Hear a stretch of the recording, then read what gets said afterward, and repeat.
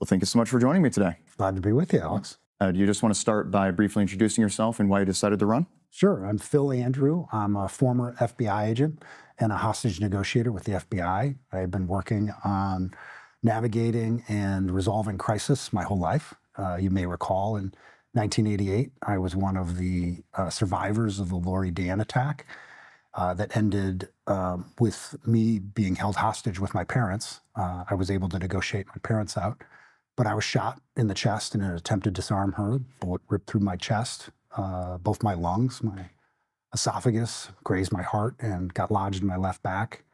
And I committed myself to a life of keeping communities, children, and families safe, really even before I left the hospital. Took me on to a career with the FBI. After I finished at the University of Illinois, where I was a swimmer, went to DePaul Law, where I met my wife, and then in the mid-90s, after practicing law here in Chicago, I joined the FBI. And that took me around the country, overseas, headquarters, New York City, and deployed internationally on crisis situations on multiple occasions. Since then, last 8 years, I've been running PAX Group, a global crisis management firm. We have 25 people with really diverse skills, from psychiatrists, psychologists, social workers, to workplace culture experts, and then traditionally former FBI agents, Army Rangers, Navy SEALs, that bring a holistic approach to organizational resilience and crisis management. And I am largely in this race because I believe our nation is in a crisis. I think that this administration is among one of the most corrupt administrations we've seen maybe in the history of our country. And they are using threat, intimidation, and violence to tear down and go after many of the folks that are honorably serving and maintaining the stability of our democracy. And secondly, my wife and I are empty nesters. We're very proud of our 4 children. 3 have chosen naval service, and we care deeply about who they serve under, and that their service would be honorable, that it would be lawful, and it would have the impact that I experienced as a public servant, serving in ways that help people and align with our American and personal values. So I'm in this because I don't see leadership in this district that's running right now with the skills and experience that are matching this moment. What I see is really career politicians who have grown up in a system that is largely still very much in the shadow of Mike Madigan and the corruption that we see a lot in politics, and bringing old skills of running on issues and not solving issues, of matching different populations, different voters groups against one another for fundraising purposes. And what I see as the 3 most important things for the country right now and for this district is somebody who's going to work hard to protect people, not just from gun violence, but from this administration and its cuts and its very purposeful attempts to pull back funding from important programs like healthcare, SNAP, things that directly affect our schools and our safety for many communities.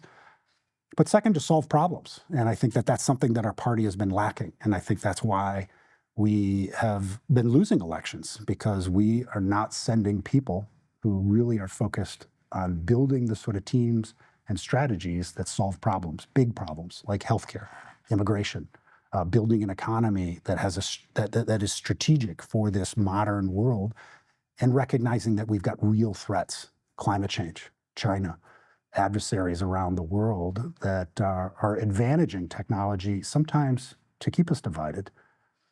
And I took an oath to defend and protect the Constitution. I recognize how polarized we are, how vulnerable we are. And I think we need somebody who can bring a mindset, skills, and experience that unite people, even when lives are on the line. And that's something I bring to this. And I think that this district deserves that kind of leadership. It's incredibly diverse. It has the opportunity for leading the country at a time when we have an opportunity to elect the largest class of new Congress people. I think the skills, the experience, and most maybe importantly, the independence of those representatives and their ability to work with others is critical. The next 2 years are going to be all about oversight and accountability as we try to really get our hands on the hemorrhage that this administration has caused, largely symptomatic of decades of poor leadership, of money in politics, of maps that encourage extremism, and electeds that are not responsive and often profiting and taking advantage of the system instead of bringing focused public service. And I'd finally say that I'm doing this to get the job done.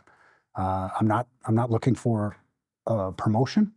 I'm not looking for a new job or a new pension.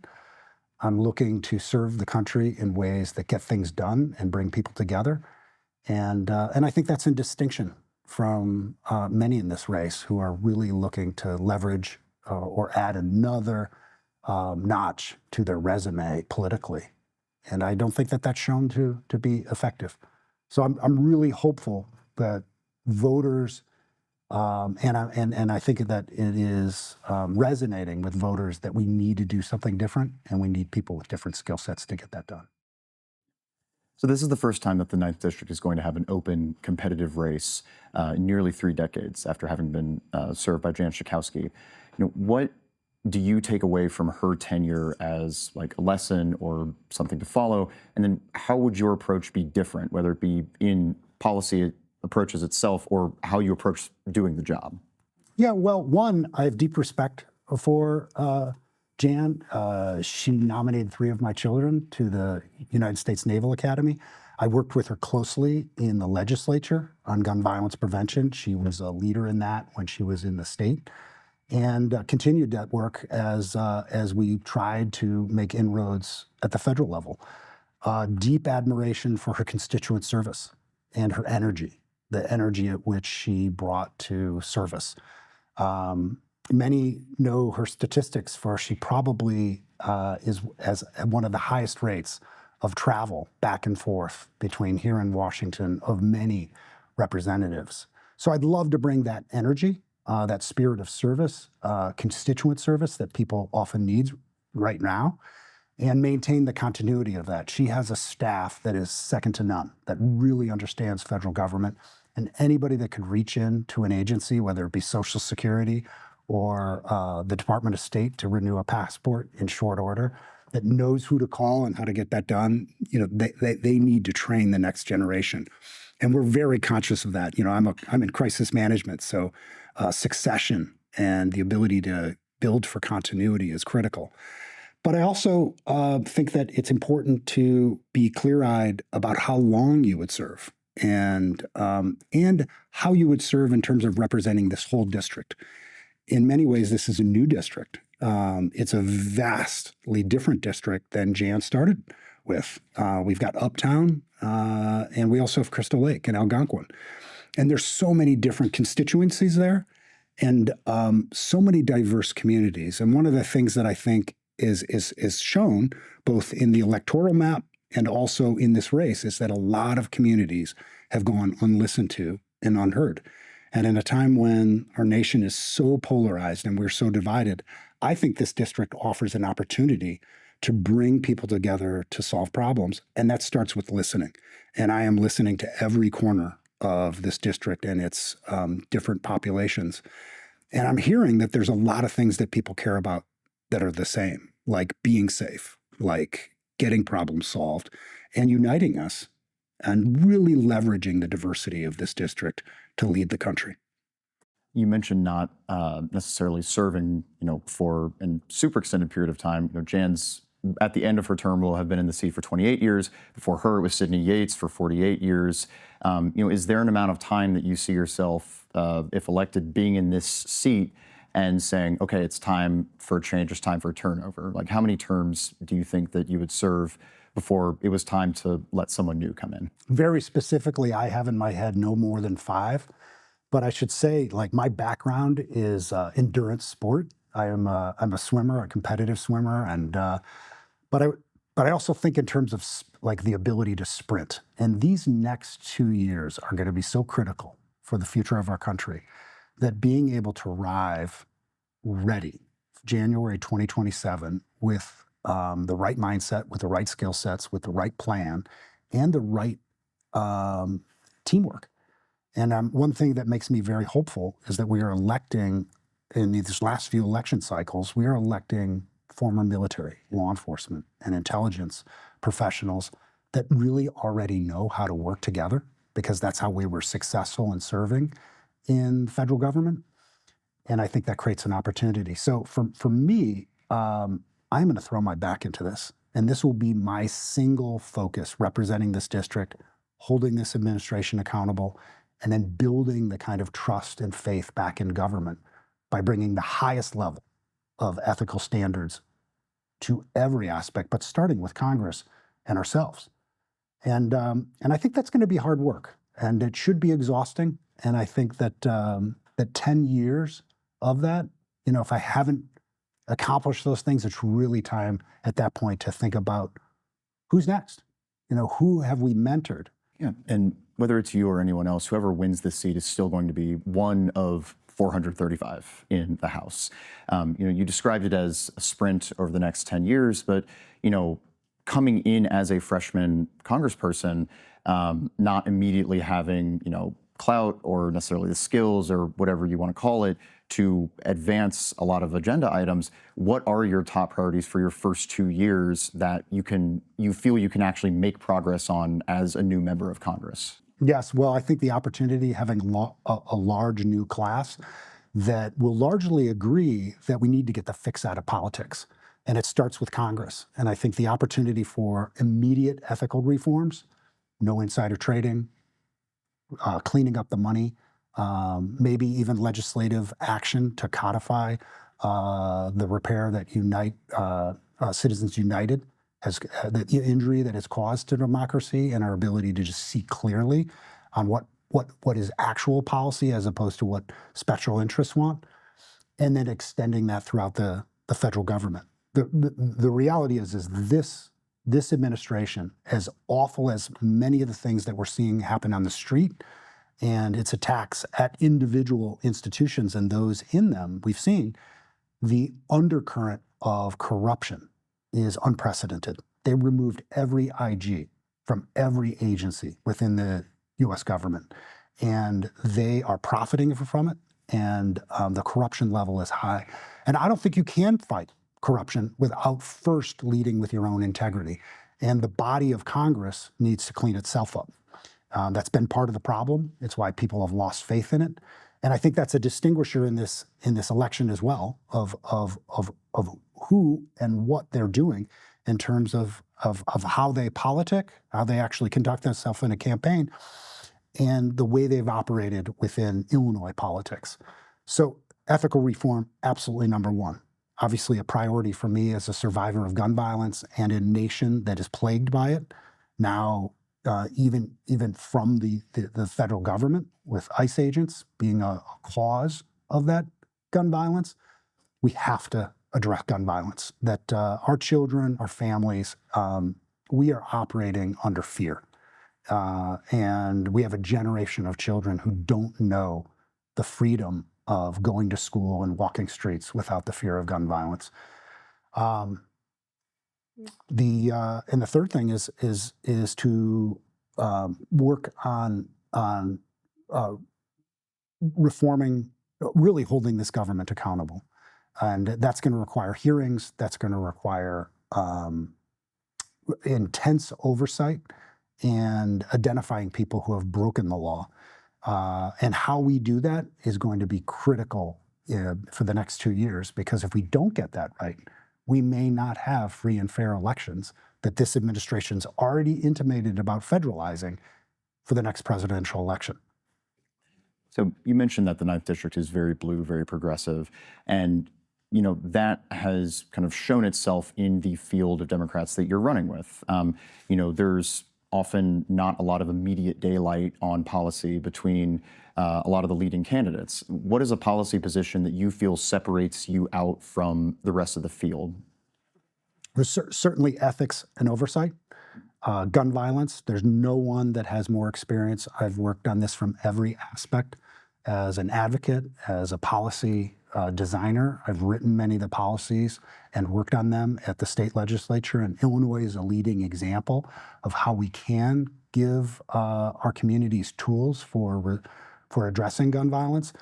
And I also stand as the leading expert for the state in defending our assault weapon ban. And no one has a record or experience. Many can claim they voted on things, but they haven't actually designed, implemented, and defended those things in a court of law. So I think that's a unique aspect. And third, around oversight and compliance. That I'm a former FBI agent. I've worked public corruption. I've also worked counterterrorism. And there's an interesting mixture here by this administration using threat, intimidation, and violence as a tool for tearing at our institutions and targeting our vulnerable populations. No one has more experience about that than I do, and the ability to bring clear insight on how to bring real public safety, reforming our agencies, restoring trust in those agencies. Because if we can't have a Justice Department, an FBI, a Department of Homeland Security, and certainly the tactics used in ways that restore trust and stabilize communities that have been under threat and experiencing violence, it's really difficult to get people to believe in a system. Yeah, you kind of alluded to this, speaking about your experience as an FBI agent, but federal law enforcement has been under much greater scrutiny over the last year of the Trump administration. Not only ICE and Border Patrol, but FBI and the Department of Justice as a whole as well.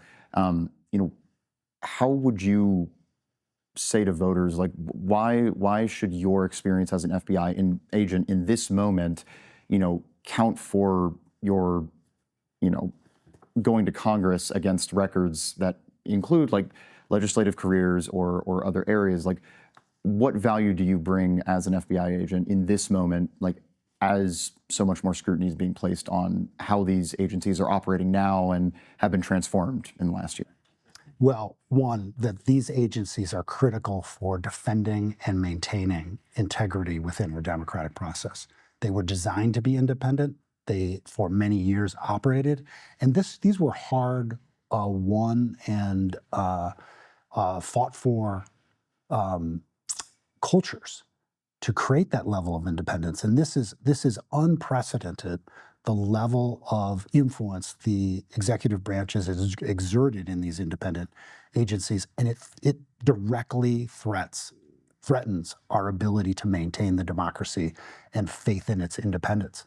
So that is actually a critical element of restoring our democracy, and having skills and understanding and experience directly within justice, within the FBI, and understanding what policies, what guardrails need to be in place, and then working with those that really are hanging on by fingernails,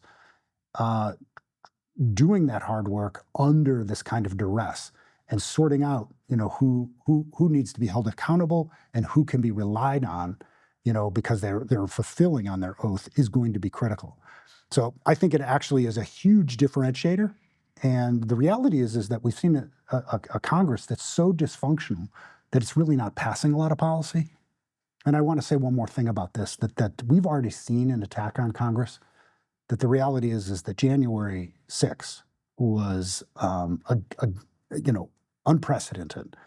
And I think there's almost a naivety among others in this race that come out of a blue legislature, a blue state with a blue governor, and think that they have fought hard for legislative solutions, and not recognizing the rancor, divisiveness, and the danger, the actual physical danger that may exist in these next 2 years. And that, again, requires somebody that has been in situations and scenarios where lives have been on the line and still built teams and strategies that resolved, de-escalated, and fulfilled on people's safety and accomplished missions. So I think that the skill set of who we send right now is critical. And my hope is that in the next few years, or certainly within a few election cycles, we've been able to stabilize the democracy where we are looking to collaborate on these broader legislative agendas. And we are going to be clear-eyed about how to take on these big problems. But for right now, this is going to be absolute triage. And the imagery of getting our hands on the bleed of our democracy, I think is quite accurate. And you wrote in your questionnaire that you are the best candidate for this race, in part because you can work across those divides, build consensus, and, plugging at one point that you'd worked for the FBI under administrations of both parties. What issues can you see yourself finding compromises on, and where do you draw that line on, having to stand for value or whatever it may be? It's a big, broad way of asking the question, but where's that line for you on being able to compromise versus, standing your ground on something? Yeah, well, I've always been very value-based, and the culture of the FBI that I worked for really stood for those values, and it was instilled in the culture. It's one thing to have a law, it's another thing to have a policy, and it's another thing to have people who really want to embody the spirit of that. And that's the way I've grown up. That's my professional experience. Those are the actual values that have made my consultancy, PAX Group, so successful, by reminding leaders that their values are actually what help create the sort of resilience within their organizations that help people do hard things and get through hard things. And that's very much the approach that I would take in Congress. So looking to the race as a whole, you're in a strong financial position entering 2026, in part, helping with the soft loan for your campaign funds. You still have some ground to make up in the polling. How are you engaging and reaching voters right now, and what do you see as your path to victory in this race? Well, two things. One, we're doing this a little bit differently. We're raising money locally, and we're doing it through small contributions, unlike others in this race who are going around the country. Laura Fine has flown to multiple cities to gather money that is from fundraisers that have been arranged by AIPAC. Though she rejects that she has any association with AIPAC, she just thinks that people like her independence. And Dan Biss is doing the same thing. He's got an independent expenditure fund that is, it's not even clear where the money comes from. And it does have, I encourage you and others, independent journalists, to go dig deep into where that money comes from and where the influence behind it lies. So we're doing it very different than they are, and raising money from friends and family and people who want to see change. And I'll tell you, one of the things is that 70% of that money comes locally, and a big chunk of that money is from people who have never contributed to politics, and certainly Democratic politics, ever.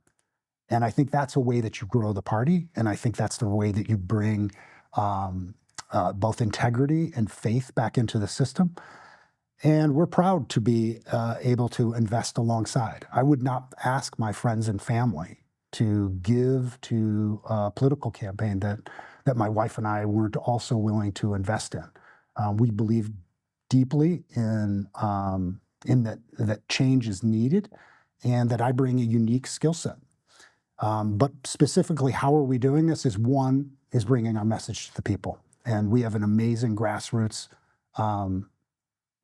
program, and we are doing house parties all over this district, and we are not leaving any neighborhood or community untouched.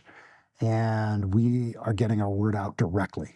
And what we're finding is that my message, my background, my experience, side by side with anybody in this race, is resonating. People want change. They want somebody who is leading with the idea of protecting our democracy, protecting our people, solving problems, and uniting people. And finally, we do have a fair amount of resource behind our message, and I don't think that we need as much as some of these other candidates because they have to change their message. This is who I am. This is what I've been doing my whole life. At 20 years old, I was touched by violence, and I've committed myself to protecting people ever since. And there is nothing else to add to that story. It hasn't changed in my work. And it's easy to tell my story, but we do have to get it out. But I think for others, they are spending a lot of money to try to say something new about themselves or change their image because they've been in politics forever and they recognize that what they've done and how they've operated, it doesn't necessarily resonate with the voters today. So I don't think that we need as many resources as they are because our message is deeply authentic. It's grown up in this district. Literally, my parents grew up in this district. I grew up in this district. We've raised our kids in this district. And I think that means something to people. They want somebody grounded in this district that understands it, that's served in it, and is willing to work with everybody in this district to elevate its needs. So just today, mail ballots are starting to go out to voters across the district. Early voting is open in McHenry and Lake County. As people are making their choice in this race, what do you want them to keep in mind?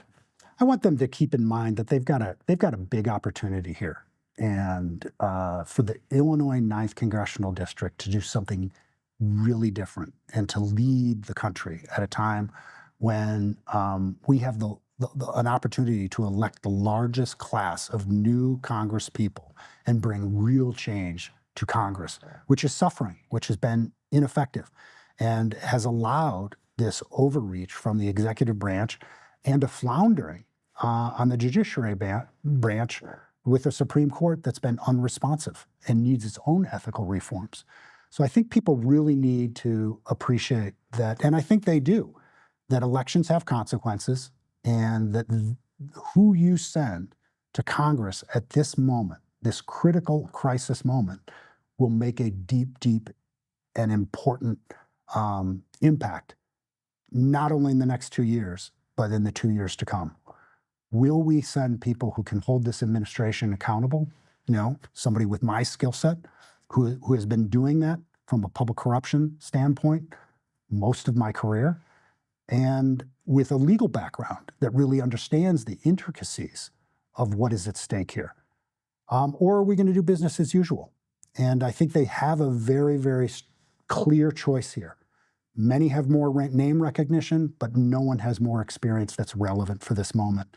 And we're doing everything we can to give voters the option of doing something different. And I think they're hungry for it. And I think we're going to see that that's what they want. All right. Thank you so much for joining me today. You bet. Glad to be with you.